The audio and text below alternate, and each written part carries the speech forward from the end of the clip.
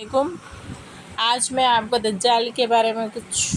بتاتی ہوں، اس کا فتنہ کیسا ہے۔ حضرت عائشہ رضی اللہ تعالیٰ عنہ فرماتی ہے کہ ایک مرتبہ ایک یہودی عورت میرے دروازے پر آئی اور بھیک مانگنے لگی کہ مجھے کچھ کھانے کو دے دو، اللہ تعالیٰ تمہیں دجال کے فتنے سے اور قبر کے عذاب سے بچائے، ایسی دعا دی۔ حضرت عائشہ رضی اللہ تعالیٰ عنہ فرماتی ہے کہ میں نے اس عورت کو ٹھہرا لیا، اتنے میں حضور صلی اللہ علیہ وسلم تشریف لائے۔ میں نے حضور صلی اللہ علیہ وسلم سے عرض کیا کہ اس یہودی عورت نے دو باتیں کہیں۔ حضور صلی اللہ علیہ وسلم نے ارشاد فرمایا کہ دجال کا فتنہ ایسا ہے کہ کوئی نبی پہلے انبیاء میں سے ایسے نہیں گزرے جنہوں نے اپنی امت کو اس کے فتنے سے نہ ڈرایا ہو، لیکن میں اس کے متعلق ایک بات کہتا ہوں جو اب تک کسی نبی نے نہیں کہی، وہ یہ ہے کہ وہ کانا ہے، اس کی پیشانی پر کافر کا لفظ لکھا ہوگا،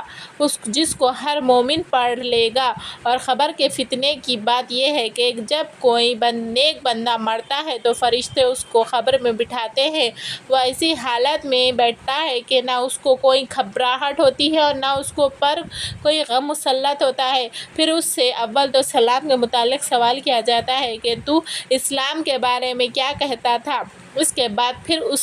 اس سے پوچھا جاتا ہے کہ تو اس شخص کے یعنی حضور صلی اللہ علیہ وسلم کے بارے میں کیا کہتا ہے، وہ کہتا ہے کہ یہ محمد صلی اللہ علیہ وسلم ہے جو اللہ تعالیٰ شانہ کے پاس سے ہمارے پاس سے واضح دلیلیں لے کر آئے ہیں، ہم نے ان سب کو سچا مانا جو حضور صلی اللہ علیہ وسلم لے کر آئے تھے۔ اس کے بعد اس کے اول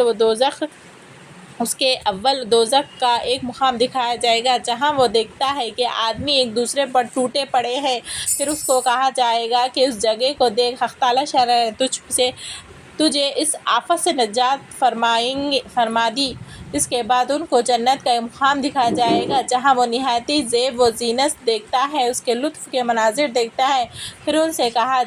جاتا ہے کہ اس میں یہ جگہ تیرے رہنے کی ہے، قیامت کے بعد تو یہاں لایا جائے گا تو دنیا و آخرت کا یقین کرنے والا تھا، تو اسی پر اس کی موت آئی اور اسی پر قیامت میں تو قبر میں اٹھایا جائے گا۔ اور جب کوئی برا آدمی مرتا ہے تو قبر میں بٹھایا جاتا ہے، وہ نہایت گھبراہٹ اور خوف زدہ ہو کر بیٹھتا ہے اور اس سے سوال